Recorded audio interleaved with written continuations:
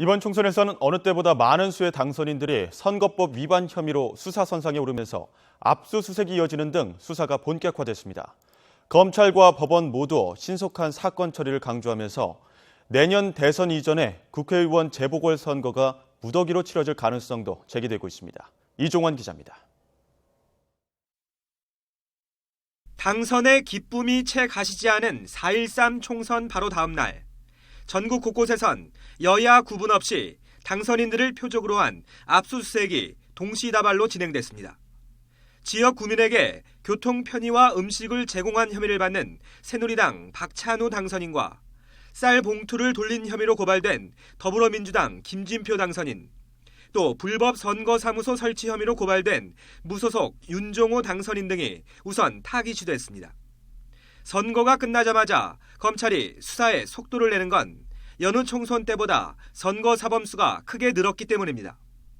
선거법 위반 혐의로 검찰 수사를 받는 당선인 수는 지난 19대 총선보다 30% 넘게 급증해 당선인 3명 가운데 1명은 검찰에 불려 나와야 할 처지입니다.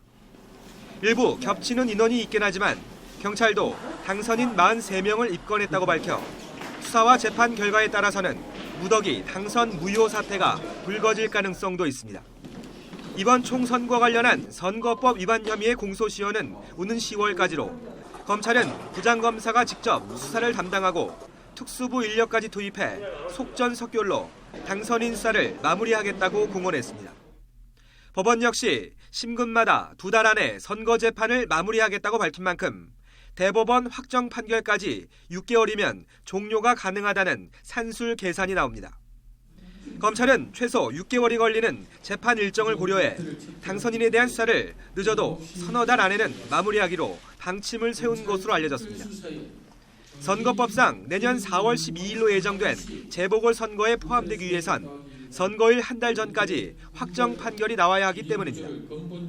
김순환 검찰총장은 기회가 있을 때마다 부정한 방법으로 당선인 지위에 올랐다면 무엇보다 신속한 수사를 통해 결과를 바로잡아야 한다는 점을 누차 강조해왔습니다.